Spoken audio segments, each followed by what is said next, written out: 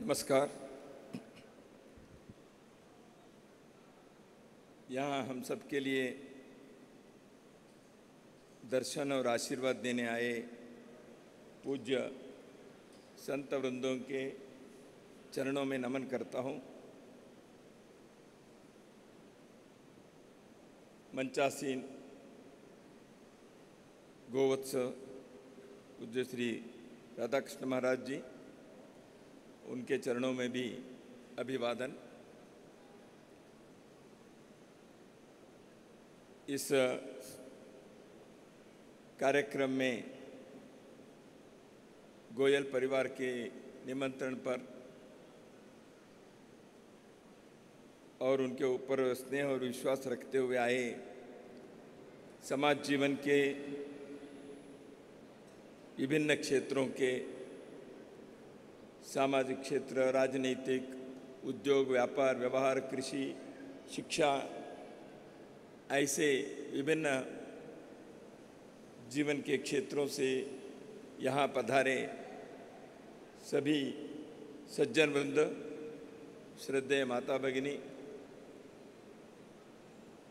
ताराचंद गोयल जी और उनके सभी भाई ताराचंद जी के परिवार, श्री त्रिलोक चंद जी, विनोद जी, प्रहलाद जी, नरेंद्र जी, निर्मल जी और नई पीढ़ी के दिनेश जी और अन्य सभी परिवार सदस्य, आप सभी का मैं हृदय से नमन करता हूँ, अभिनंदन करता हूँ। सर्वप्रथम इस उपक्रम के और एक केंद्र प्रारंभ हो रहा है। इस मालिका के और एक पुष्प हैं गोयल वेज ऑयल्स लिमिटेड के। यह वैसे देखा है तो इस परिवार के छठा केंद्र है। इस कंपनी के तीसरी इकाई है। कुछ वर्ष पूर्व भी मैं यहाँ इस परिसर में, जब मैं इस प्रांत के प्रवास पर था, उस समय आया था। केवल यहाँ के कार्य को देखने और समझने की दृष्टि से यहाँ कुछ समय मैंने बिताया था। कोई विशेष कार्यक्रम का आयोजन तो नहीं था, लेकिन समय समय पर ताराचंद जी, त्रिलोकी जी और अन्य सभी यहाँ के और नागपुर के जो व्यवसाय के प्रगति हो रही है, जिसके उल्लेख प्रारंभ में ताराचंद जी ने अपने प्रस्तावना में किए हैं, वह मैं भी सुनता रहा हूँ और हर बार उत्साह से ताराचंद जी और त्रिलोकी जी केवल अपने परिवार के व्यवसाय के बारे में नहीं, जिस प्रकार अभी ताराचंद जी ने उल्लेख भी किया, सामाजिक दृष्टि से सोचते हुए इस कार्य को कैसे कर रहे हैं, इसका भी वो समय समय पर बताते रहे। और बताते समय कई बार कहते भी थे, आपका मार्गदर्शन चाहिए, आपका मार्गदर्शन चाहिए। तो हम तो मार्गदर्शन ज़्यादा दिए भी नहीं और इस सारे व्यापार व्यवहार में मार्गदर्शन देने के हमारे अनुभव भी नहीं है। और हम मार्गदर्शन करने जाए तो आपके व्यापार कैसे चलेगा, ये भी हमको पता नहीं है। इसलिए प्रचारक से व्यापार के बारे में मार्गदर्शन ज़्यादा नहीं लेना चाहिए। लेकिन मार्गदर्शन जब होता है तो ऐसे एक संत ने, एक बार एक मैं कार्यक्रम में गया था, एक कार्यालय का उद्घाटन था तेलंगाना प्रांत में। तो ऐसे एक महाराज वहाँ भी आए थे। तो कार्यकर्ताओं ने मार्गदर्शन करने के लिए कहा, तो मैंने कहा मैं मार्गदर्शन तो क्या करूँगा, ऐसे मैंने कह दिया। तो बाद में उस संत महाराज ने कहा, दत्ता जी आपने थोड़ा सा गलत समझ लिया है। तो उन्होंने कहा देखिए मार्गदर्शन है ना, आप कुछ इनको करिए प्रदर्शन, ऐसे नहीं है। वो कह रहे हैं हम इस मार्ग पर चले हैं, आप इसका दर्शन करो, उससे प्रेरणा लो, ऐसे इनका कहना है। ऐसे तो मुझे जब भी कोई कहते हैं मार्गदर्शन, मुझे ये याद आता है, यानी वो जो जिस मार्ग पर चले हैं उसका दर्शन अपने को करना है। तो यह ठीक समझ है। तो इसलिए मैं भी इस दृष्टि से यहाँ आया हूँ। वैसे गोयल परिवार संघ के स्वयंसेवक परिवार हैं। जैसे अभी दादाकृष्ण महाराज जी ने बताया, एक व्यापार के संस्थान में, प्रतिष्ठान में, व्यवसाय के प्रतिष्ठान में संघ के प्रचारक कोई अधिकारी क्यों जाना चाहिए? तो सभी व्यवसाय व्यापार केवल लाभ के लिए करते हैं, इसलिए व्यापार कैसे भी करते हैं, इसलिए अपने को नहीं जाना, ये कोई सोच सकता है। लेकिन जिस प्रकार महाराज जी ने अभी बताया, जिस उद्देश्य से व्यापार व्यवहार होता है, समाज जीवन में सब प्रकार के कार्य की आवश्यकता है। तो इसलिए व्यापार करने वाले, व्यवसाय करने वाले की दृष्टि क्या है, उस व्यापार व्यवसाय से समाज हित, राष्ट्र हित कितने होता है। तो इसलिए हमारे यहाँ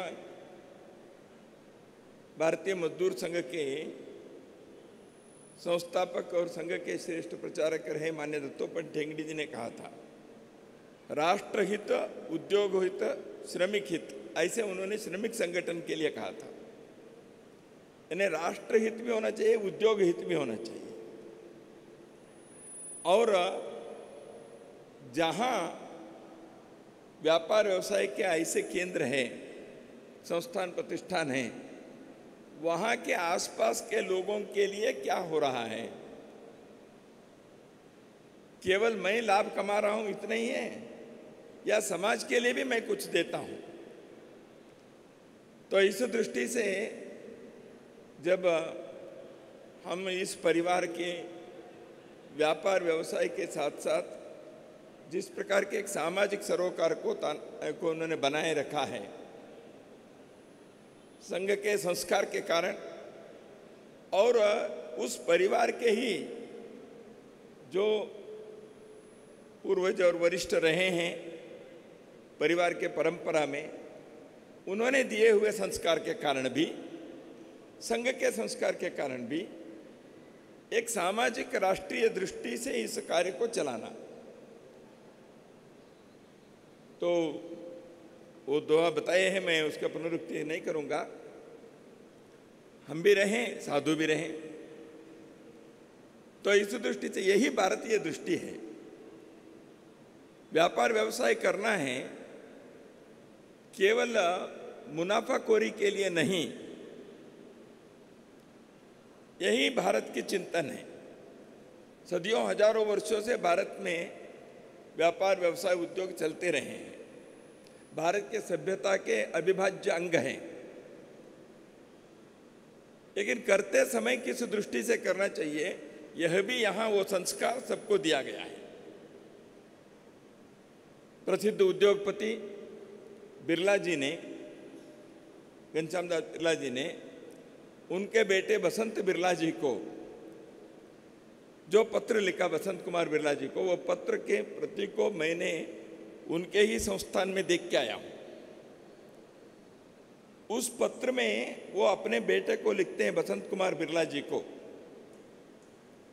देखो व्यापार व्यवहार हम जो कर रहे हैं, हम तो समाज में ऐसे एक उद्योग के चलाने वाले परिवार हैं, उद्योगपति हैं, ये तो हमारे है, लेकिन तुमको कैसे रहना? उन्होंने बताया है कि उस पत्र में एक है, धर्म के लिए जीना चाहिए, इसलिए तुमको पहले अपने शरीर को ठीक रखना, स्वस्थ रखना, इसलिए नित्य व्यायाम करना। बाद में वो लिखते हैं, तुम जो कार्य कर रहे हो उसके लिए स्वयं को सक्षम बनाओ। और धन कमाना केवल अपने इच्छा, अपने आवश्यकता को पूरा करते हुए अपने मौज मस्ती के लिए नहीं, शब्द शायद मौज मस्ती उन्होंने नहीं लिखा है, मैं कह रहा हूं, अर्थ यह है केवल अपने स्वार्थ के लिए नहीं। तुम जो व्यापार से कमाते हो वो समाज के लिए भी देना चाहिए, इसको ध्यान रखकर ये व्यापार करना चाहिए। यह बिरला जी ने अपने बेटे को लिखा हुआ पत्र है। तो इसलिए अपने देश में व्यापार उद्योग चलाने वाले लोगों ने सदियों से धर्मशाला, गौशाला, पाठशाला, भंडारा, मंदिर निर्माण ऐसे कार्य करते रहे हैं। आधुनिक काल में इसको सरकारों ने CSR, कॉरपोरेट सोशल रिस्पॉन्सिबिलिटी, ऐसे एक व्यापार उद्योग के सामाजिक दायित्व के संदर्भ में कानून बना दिया है। ये बिना कानून के संस्कार से धर्म मार्ग पर चलने वाले समाज जीवन के प्रत्येक इकाई ने यही किया है। हमारे यहाँ हर चीज को इससे देखा, राजधर्म है, ऐसे ही व्यापार धर्म है, युद्ध धर्म है। निहत्थे व्यक्ति के वो है सामने, उनको हमें शस्त्र से नहीं मारना है, ये युद्ध धर्म है। हमारे यहाँ व्यापार धर्म भी रहा है, धोखा देकर व्यापार में मुनाफा कमाना, ये भारत के व्यापार की पद्धति कभी भी नहीं रही। इसलिए विश्व भर में व्यापार करने वाले हमारे लोग दूर दूर तक जहाज पर बैठकर गए और व्यापारियों ने, स्वामी विवेकानंद ने लिखा है, उन्होंने केवल व्यापार के वस्तुओं को, माल को वहां नहीं लेके गए, संस्कृति को भी लेके गए। ये स्वयं स्वामी विवेकानंद के प्रवचन में, व्याख्यान में है। तो इसलिए इस प्रकार के एक संस्कृति के, इस परंपरा की विरासत अपने हैं, हम उसके वारिस हैं। तो इसलिए देश के यह परंपरा, घर के संस्कार और संघ के संस्कार से इस परिवार ने इस प्रकार जो किया है, यही के कारण है कि मैं अभी वहाँ गया था। पहले से मैं जानता था गो आधारित जैविक कृषि के अनुसंधान केंद्र, ताराचंद जी ने हमको बताया, ये उससे जो भी मुनाफा होता है, लाभ होता है, वो हम घर में लेते नहीं हैं, हमारे परिवार के लिए नहीं है, वो अनुसंधान के लिए, कृषि के प्रोत्साहन के लिए, उसी कार्य के लिए लगा रहे हैं।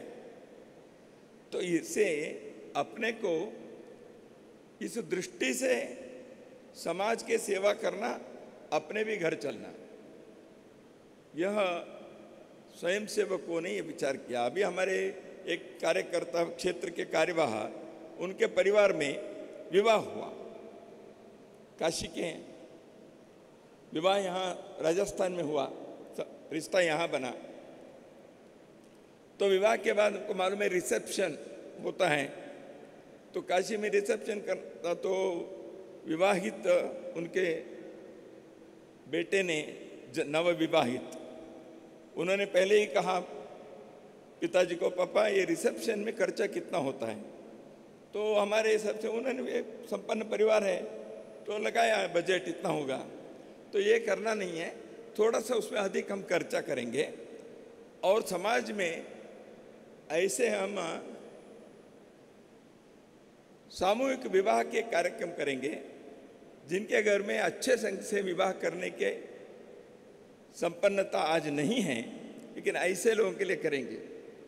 उन्होंने 100 से अधिक जोड़ियों के सामूहिक विवाह के कार्यक्रम किया, रिसेप्शन अलग से नहीं किए, वो सारे खर्चा बजट उसी के लिए किया। पूजनीय सरसंघ चालक जी उस कार्यक्रम में गए थे। सोचने का तरीका होता है।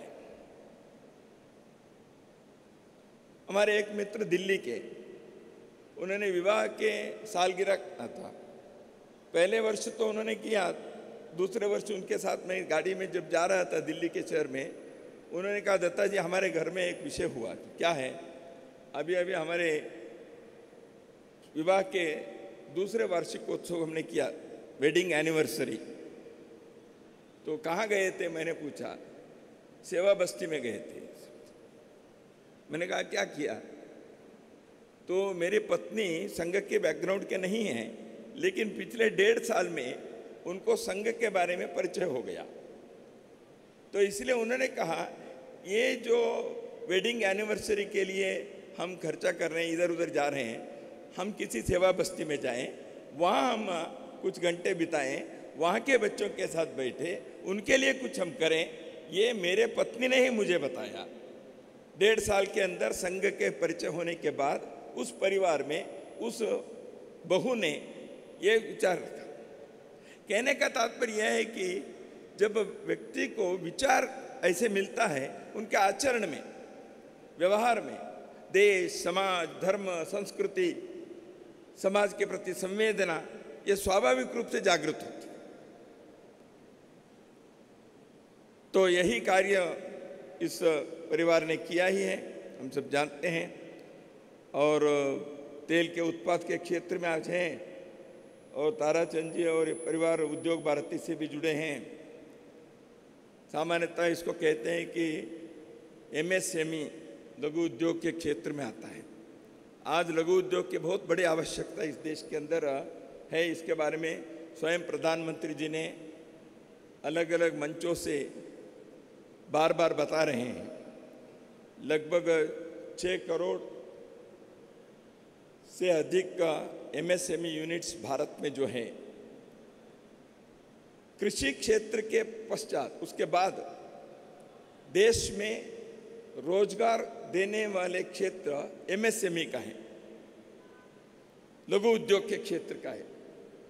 सूक्ष्म, लघु और मध्यम उद्योग के क्षेत्र इतने व्यापक प्रमाण में रोजगार देने वाला क्षेत्र है। देश के जीडीपी के लिए 30% इनका योगदान है। निर्यात में 40% निर्यात इस उद्योग क्षेत्र के हैं, सूक्ष्म, मध्यम और लघु उद्योग क्षेत्र के। आज इसके महत्व आत्मनिर्भरता के दृष्टि से जब हम सोचते हैं, वो समझ में आ रहा है। विश्व भर में जिस प्रकार के जो आर्थिक स्थिति उत्पन्न हो रही है, देश देश के बीच कई प्रकार के तनाव हो रहे हैं, और आर्थिक स्थिति के कारण अपने देश के अंदर भी रोजगार के अन्य विषयों की जो समस्या है, मैं विस्तार में नहीं जाऊंगा। इसका एक अत्यंत प्रभावी उत्तर ऐसे लघु उद्योग के क्षेत्र का है।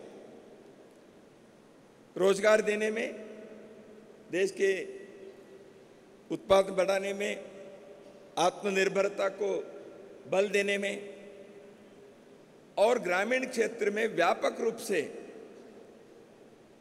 एक वातावरण निर्माण करने में, प्रगति के, उन्नति के, ऐसे लघु उद्योग के एक बड़ा योगदान है।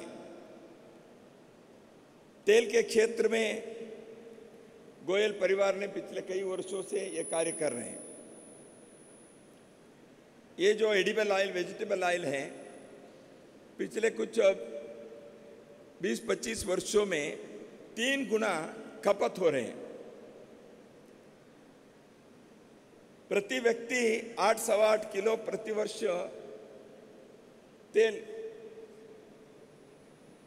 खाते थे, तेल का उपयोग होता था। अभी 25 किलो तक हो गया है। ये क्यों हुआ? एक है शहरीकरण, आहार खाद्य पद्धति में परिवर्तन हो गया, जीवन में आर्थिक स्तर बढ़ गया। इन सभी कारणों से तेल के जो खपत है वो ज़्यादा है। तो इसलिए थोड़ा सावधानी रखने के लिए भी कहना शुरू हुआ। अंतर्राष्ट्रीय स्तर से तेल के कंजम्पशन के कारण कई प्रकार के रोग होता है, ये भी एक शुरू हो गया। और तेल को इतना ज़्यादा से अन्य देशों से हमें आयात करना पड़ता है। लेकिन जैसे जैसे अपने देश के वेजिटेबल ऑयल के क्षेत्र में जब हम आगे बढ़ते गए, पिछले 3 वर्षों में देश के आयात कम हो गया तेल के क्षेत्र में, एडिबल क्षेत्र तेल में, खाद्य तेल में, क्योंकि इस प्रकार के यूनिट्स बढ़ते गए। इसलिए एक दृष्टि से आत्मनिर्भरता के तरफ हम जा रहे हैं। नहीं तो palm oil, soybean oil, sunflower oil, ये सब अन्य देशों से हम आयात करते हैं।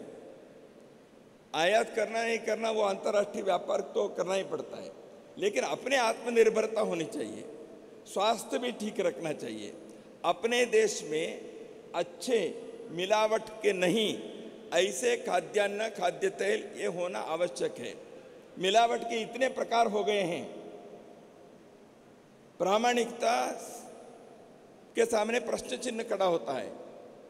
दूध में मिलावट, चावल में मिलावट, प्लास्टिक के चावल जोड़ दिया, दूध में मिलावट करके और कुछ जोड़ दिया, घी में मिलावट, तेल में मिलावट। तो इसलिए ताराचंद जी जैसे लोगों ने इस क्षेत्र में जब अपने घर के संस्कार, राष्ट्रीयता के दृष्टि, संघ के संस्कार, एक प्रामाणिकता से कार्य करने वाले लोग इस प्रकार के विषयों के झंडा पकड़े हैं। नहीं भाई, हम जो करेंगे प्रामाणिकता से व्यवहार करेंगे। मिलावट के कई समस्या है। तो महाराज जी ने कहानी बताई तो मैं भी एक कहानी बताऊंगा। तो एक व्यक्ति मिलावट के संदर्भ में ये सुनने को मिला, एक आदमी को जीवन में जुगुप्सा हो गई तो वो जहर लेकर मरने के लिए गया, खुदकुशी करने के लिए। वो तो जहर ले लिया, मरा नहीं है। अस्पताल लेके गए, जहर लिया लेकिन मरा नहीं। क्यों? जहर में मिलावट था, शुद्ध जहर नहीं था। तो उसको वहां अस्पताल में दवा दिए, थोड़ा समय के बाद वो मर गया। क्यों? दवा भी मिलावट था। तो इसलिए ये मिलावट के जो प्रपंच हैं, यह अप्रामाणिकता तो है ही, राष्ट्र के साथ धोखा तो है ही, एक अधर्म है, अन्याय है, पाप है। यह भारत के संस्कृति के लोग व्यापार में प्रामाणिकता के संदर्भ में आग्रहपूर्वक सदियों, हजारों वर्षों से करते आए हैं। तो इसलिए हम इस क्षेत्र में राष्ट्रीय दृष्टि, आत्मनिर्भरता, रोजगार उत्पन्न करना और स्वस्थ आरोग्यपूर्ण चीज़ों को समाज को देना, शुद्ध चीज़ों को देना और आए हुए कमाई से समाज के सेवा फिर से करना, ऐसे ही जो चलता है, इस कारण से समाज के संतुलन बना रहता है, जिसी को धर्म कहते हैं। तो इसलिए धर्म के इस दृष्टि को लेकर यह कार्य जो चल रहा है, यह कार्य जैसे अभी महाराज जी ने बताया, उत्तरोत्तर इसके अभ्युदय होते जाएं। इस परिवार के लोगों ने लगभग 2000 से अधिक परिवारों को रोजगार मिला है और एक सुंदर वातावरण भी निर्माण हुआ है। वहाँ अनुसंधान केंद्र के कारण कृषि के क्षेत्र में कई प्रकार के अच्छे अनुसंधान के परिणाम और प्रभाव देखने को मिलता है। तो ऐसे एक समाज के लिए सराहनीय और धर्म मार्ग पर चलने वाले व्यापार व्यवसाय के प्रतिष्ठान के एक उदाहरण, एक प्रतिमान, एक मॉडल कैसे हो सकता है और संयुक्त परिवार का मॉडल कैसे हो सकता है, इसको दर्शाने वाले प्रयत्न सफलतापूर्वक इस परिवार ने, गोयल परिवार ने जो किया है, मैं आप सबकी ओर से उनको साधुवाद देता हूँ। देश के लिए कार्य करने वाले हम सभी लोग अपने अपने क्षेत्र में भारत को समृद्ध, सबल और संगठित, समर्थ बनाने के लिए, आत्मनिर्भर बनाने के लिए और भारत के इस अमृत काल में अपने आंखों के सामने एक सद परिवर्तन, एक आत्मविश्वास और विश्व के सामने एक श्रेष्ठ समाज के नाते खड़े होने के संकल्प जो हमने बार बार किया है, उसको साकार करने के लिए अपने जीवन के हर क्षण हर कण लगाएं। इतना ही इस समय आपके सम्मुख कहते हुए पुनः एक बार अभिनंदन, साधुवाद और इस कार्य को आगे बढ़ने में प्रभु परमात्मा के आशीर्वाद सदैव हम सब के ऊपर, इस परिवार के ऊपर रहे। इतना ही आपके सम्मुख निवेदन करता हूँ। नमस्कार। भारत माता की जय।